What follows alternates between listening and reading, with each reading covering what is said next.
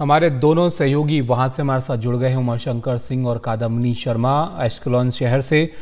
उमा, कादम्बनी, आपकी रिपोर्ट हम देख रहे थे, आप दिखा रहे थे कि किस तरह से जो सड़कें हैं सुनसान हैं, बम्बार्डिंग भी हो रही थी आपके पीछे। अब दिन निकल आया है, आपने क्या कुछ और देखा वहां आसपास? जी देखिए, यहाँ पे रह रह के धमाके की आवाज़ जो है वो सुनाई पड़ रही है। और रात में जब हम यहाँ पे पहुंचे उसके बाद से ही जो स्थिति है वो बनी हुई है। और अभी यहाँ पे क्योंकि शहर जो है वो बिल्कुल सुनसान है। कादम्बनी, देखिए ये जो इलाका है ये समुद्री इलाका है और इससे हम अगर पैन करें जहाँ की अभी हमें होटल में जाने की इजाजत नहीं है, दूसरी तरफ से गाजा पट्टी जो है पूरी तरह से नजर आता है। तो ये वो शहर है जहाँ पे जो हमला हुआ शनिवार सुबह जब स्थानीय समय के हिसाब से 6:30 बजे, तो इस शहर को भी निशाना बनाया गया। और हमने जिस तरह के विजुअल्स देखे हैं कि गाड़ियों के ऊपर आकर जो रॉकेट गिरे और जिस तरह से आग लगी वहां पर और जान माल का नुकसान हुआ, तो ये वो शहर है। और ये बिल्कुल एक दक्षिणी इलाका है इजराइल का और यहाँ से गाजा की जो सीमा है वैसे तो इस शहर से कहने को कुछ किलोमीटर की दूरी पर है, लेकिन ये बिल्कुल सीमावर्ती इलाका है। और इसलिए जब भी एक रॉकेट का हमला होता है या रिटेलिएटरी एक जो एक्शन होता है, तो यहाँ पे धमाके की आवाज जो है वो साफ सुनाई पड़ती है, जैसा कि अभी भी सुनाई पड़ रहा है। जी बिल्कुल। और लगातार हम रात भर ये चलता रहा है। जब से हम यहाँ पर आए उस वक्त से ये लगातार हो रहा था। और यहाँ पर एक आवाज जो है वो लगातार आ रही है, बूम की आवाज सुनाई देती है। अभी हल्की हल्की बारिश भी शुरू हो गई है, बादल यहाँ पर छाए हुए हैं, लेकिन ये आवाज जो है वो लगातार चल रही है। हमें पता है कि ये आवाज जो है वो असल में उमा जो रिटेलिएटरी एक्शन लिया जा रहा है उसका है।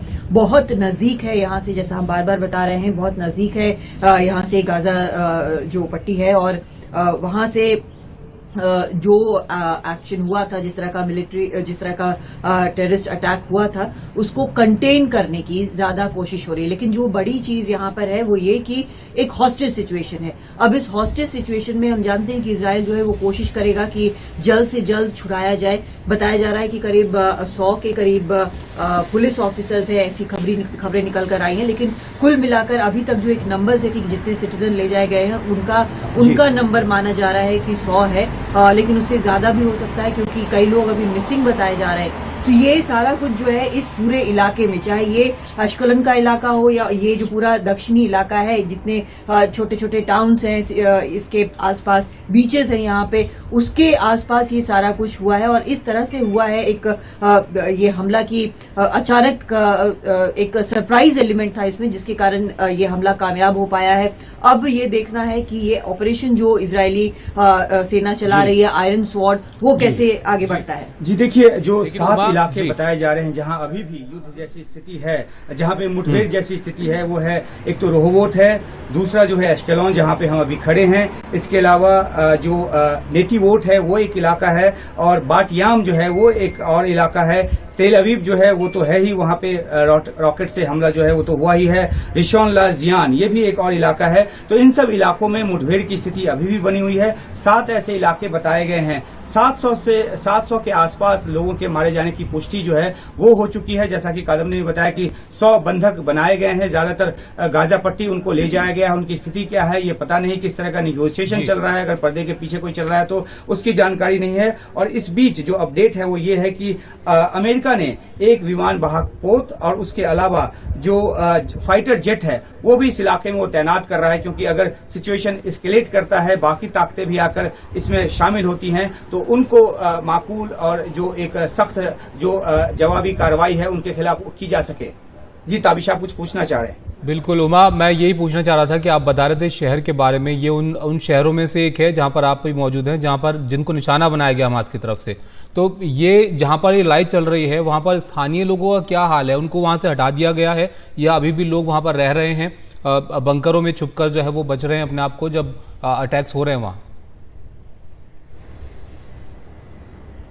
जी बिल्कुल, देखिए जब हम यहाँ पहुंचे तो हमारे कुछ स्थानीय दोस्त हैं जिनसे लगातार हमारी बातचीत जो है वो होती रही, और वो सब रात से ही बंकर में हैं। उन्होंने हमें भी इस बात का ऑफर किया कि हम बंकर में आ जाएं। हालांकि हमने इस होटल में आना ज्यादा मुनासिब समझा, क्योंकि हमें लगा कि जो काम है हम बेहतर तरीके से यहाँ अंजाम दे सकते हैं। दूसरी अहम बात यह है कि थोड़ा सा हम दिखाने की कोशिश करेंगे। ये जो शहर है, इस बालकनी के जरिए देखिए, ये वो शहर है जो अभी बिल्कुल, एक तो सुबह का आलम है इस वजह से सुनसान है, ये समुद्री किनारा है, और जो हम यहाँ से देख पा रहे हैं यहाँ पे हर थोड़ी दूरी पर कोई ना कोई बोट, कोई ना कोई जहाज है। और जाहिर सी बात है कि एक सुरक्षा व्यवस्था जो है, क्योंकि समुद्री इलाके से भी घुसने की कोशिश जो है वो की गई हमास के आतंकवादियों की तरफ से। तो ये जो सी कोस्ट है, ये जो इलाका है काफी वनरेबल है, और गाजा का जो इलाका है वो जहां आप देख रहे हैं कि ये जो सीमा जहां खत्म होती है, यहाँ के आगे गाजा का इलाका है।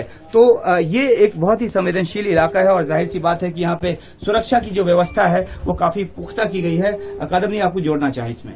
जी बिल्कुल, यहाँ से हम लगातार देख रहे हैं ये पूरा इलाका यहाँ से, और ये जो होटल जो है जहाँ पर हम इस वक्त मौजूद हैं वो एक ट्रायंगल की तरह है, 3 तरफ है, लेकिन जो दूसरी तरफ है वो वहां से गाजा दिखता है, लेकिन हम आपको दिखा नहीं सकते क्योंकि उस तरफ जाना मना है। एक जो बात बार बार हम बताने की यहाँ पर कोशिश कर रहे हैं कि ऐसे जो सड़कें बिल्कुल गुलजार हुआ करती थी वो काफी खाली खाली नजर आ रही हैं। इक्का दुक्का लोग आपको मिलेंगे यहाँ, और बहुत कम गाड़ियां यहाँ पे मिलेंगी। बैरिकेडिंग यहाँ पर पुलिस की नहीं दिख रही है, लेकिन यहाँ पर अंदर घुसते समय और एयरपोर्ट के रास्ते से आते समय जबरदस्त बैरिकेडिंग थी, और जगह जगह पर बैरिकेडिंग थी। हमें ये बताया गया कि अगर पुलिस रोकती है तो आप बिल्कुल कोई सामान ना उठाना, आप बस गाड़ी से उतर जाना, वो देखेंगे, परखेंगे, उसके बाद आपको जाने देंगे। हालांकि ऐसा हुआ नहीं। ये भी बताया गया था कि क्या होगा अगर सायरन चल पड़ता है उसके बाद। तो ये सभी स्थितियां यहाँ पर बनी हुई हैं। हम कोशिश करेंगे कि न सिर्फ एशकलोन बल्कि जो बाकी इलाके हैं वहां भी जा सके, लेकिन आज कुछ और जो यहाँ के हमारे जो पहचान के लोग हैं या जो बाकी नागरिक हैं उनसे हम बात करने की कोशिश करेंगे कि शनिवार से लेके अभी तक कैसे दिन कट रहे हैं, क्योंकि हमारे तो पहुंचने के साथ ये रॉकेट वाला मामला हुआ, ये लगातार चल रहा है। और हम अपने दर्शकों को सुनाने की कोशिश करते हैं कि जो हमारे यहाँ दोस्त है उन्होंने किस तरीके से एक मैसेज भेजा। Very heavy rocket launch towards the area. So let me know if you want to sleep. We have a spare room. You can come and sleep in the spare room because we have a safe space. ये अगर हम अपने दर्शकों को सुना पाए हों तो इसके जरिए जो हमारी दोस्त हैं उन्होंने ये कहा कि हमारे पास एक सेफर रूम है, यानी कि जाहिर सी बात है कि बंकर है जो कि हर घर में यहाँ पे, हर घर के आसपास यहाँ पर होता है। और उनकी तरफ से ऑफर किया गया क्योंकि रात से ही जो यहाँ पे जो शेलिंग है, जो रॉकेट हमले हैं वो लगातार हो रहे हैं, कम नहीं हो रहे। हाँ, ये बात अलग है कि कुछ समय रुक कर हो रहे हैं, लेकिन ये लगातार इलाका जो है वो निशाने पर है हमास के आतंकवादियों पे। आप बहुत संक्षिप्त में, क्योंकि आप वहां पर जा भी चुके हैं, सीमा पर भी आपने जायजा लिया है, थोड़ा गाजा की ज्योग्राफी भी समझाइए दर्शकों को कि कहां से इनको सप्लाई आ सकती है, जिस पर नजर रखी जा रही है। यूएस ने भी अपना शिप भेजा है, एक बड़ी सीमा जो है इजराइल से इनकी लगती है। जी, ताबिश का ये सवाल है कि गाजा को कहां से सप्लाई आ सकती है और भौगोलिक जो स्थिति है गाजा की वो किस तरीके की है। देखिए, गाजा पूरी तरह से इजराइल से घिरा हुआ इलाका है, और सप्लाई जो खासतौर पे खाने पीने की जो चीजें हैं, वहां केरम सोलोम एक बॉर्डर है जिसका हमने विजिट किया था पिछले साल नवंबर में। आपने भी शायद विजिट किया था इस साल अप्रैल में। तो ये इलाका है जहां से हजारों की तादाद में ट्रक से जो सप्लाई है वो गाजा को जाता है। वो खाने पीने की चीजों से लेकर जो जीवन की जो तमाम जरूरी की चीजें हैं वो उसके जरिए सप्लाई होता है। गाजा से भी वहां से जो सप्लाई वहां से जो सामान आता है उसमें खासतौर पे एल्युमिनियम स्क्रैप होता है, जो गाजा के लिए एक बहुत ही आय का बड़ा जरिया है। तो लेकिन वो जो बॉर्डर है, उस बॉर्डर पे अभी तो बिल्कुल जो सप्लाई की जो लाइन है वो बिल्कुल बंद कर दी गई है। जाहिर सी बात है, सुरक्षा की वजह से ऐसा किया गया है। जहां तक रॉकेट और दूसरी सहायता की बात है, वो अब लेबनान से आया हो, क्योंकि पिछली बार वहाँ जब हम थे तो ये कहा गया था, हमें बॉर्डर पे ब्रीफ किया गया था जो इजराइल के सुरक्षा अधिकारी हैं उनकी तरफ से कि 2 लाख के आसपास जो रॉकेट हैं वो लेबनान में है, जो कि इजराइल के लिए कभी भी खतरे की एक सूरत बन सकते हैं। लेकिन अभी इस बात की पुष्टि नहीं है कि क्या जो रॉकेट इतनी बड़ी तादाद में दागे गए कहीं बाहर से आए या पहले से जो हमास के आतंकवादियों ने जमा करके रखा हुआ था उसी का इस्तेमाल किया, ये सब आगे की बात है। लेकिन सबसे बड़ी बात यह है कि जो एक इलाका जो कि एक चारों तरफ से इजराइल से घिरा हुआ है, वहां पर इस तरह से कोऑर्डिनेटेड तरीके से जो एक हमला किया गया उसमें इंटेलिजेंस का एक फेलियर जो है साफ नजर आता है।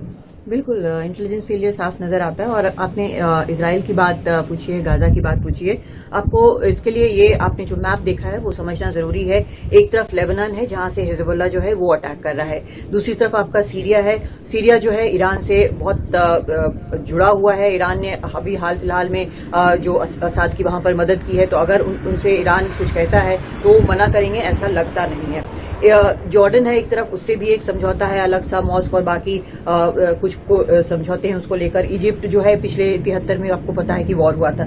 ऐसे में गाजा का एक छोटा सा स्ट्रिप है जिसको वहां से एक उसको मदद जो है वो हिजबुल्लाह से मिल रही है। ईरान इसमें शामिल है, ये साफ तौर पर कहा जा रहा है। सवाल है बड़ा कादमनी, जिसकी वजह से ये अंदेशा भी है क्या ये जो लड़ाई है इसका दायरा बढ़ भी सकता है यहाँ पर। बहुत शुक्रिया उमा और कादमनी आपका, आपके पास हम लौटते रहेंगे, वहां से तस्वीरें आपने दिखाई हमें।